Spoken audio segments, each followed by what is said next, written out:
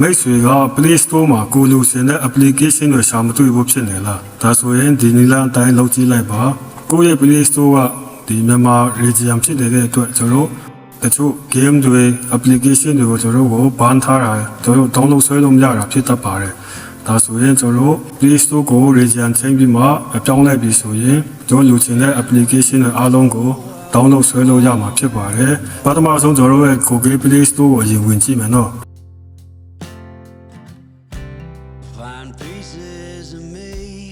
all over the yard.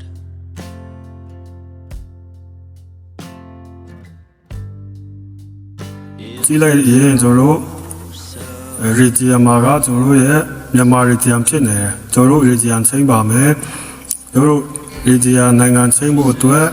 ကျွန်တော် Chrome ထဲကိုဝင်ပါမယ် Chrome ထဲဝင်ပြီးမှကျွန်တော် search bar မှာ Google ဆိုမှရိုက်နှိပ်လိုက်မယ်ပြီးတော့ကျွန်တော်ရဲ့ profile ထဲကိုဝင်ပါမယ်ပြီးရင်ကျွန်တော် Only got in the way. ဒီနေရာလေးကိုနှိပ်ပါမယ်ဒီမှာကျွန်တော်ကြည့်လိုက်ရင်ကျွန်တော်ရဲ့နိုင်ငံကကျွန်တော်မြန်မာဖြစ်နေတဲ့အတွက်ကျွန်တော်ပြောင်းချင်တဲ့နိုင်ငံတစ်ခုကိုပြောင်းမယ်ဥပမာကိုကကနေဒါနိုင်ငံဆိုရင်ပိုအဆင်ပြေတယ် United States ဆိုလည်းရတယ်ကျွန်တော် Ever was that okay?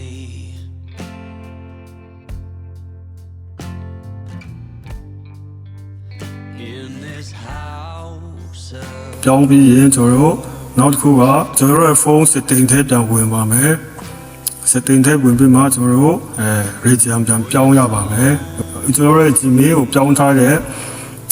နိုင်ငံပြောင်းထားတဲ့အတိုင်းကျွန်တော်ဖုန်း setting ထဲမှာလည်းကျွန်တော်ရဲ့နိုင်ငံကိုပြောင်းပါမယ်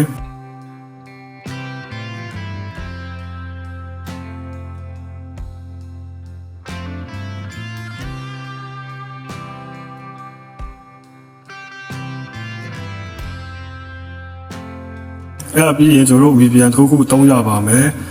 ကိုကကနေဒါနိုင်ငံပြောင်းထားတယ်ဆိုရင်ကျွန်တော်ကနေဒါVPN တုံးပြီးမှကျွန်တော်ဖွင့်လိုက်ရင်ကျွန်တော်ရဲ့ Play Store က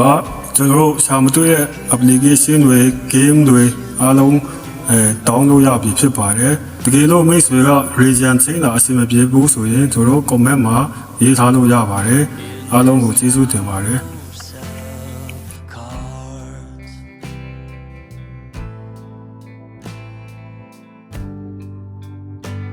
With only hearts.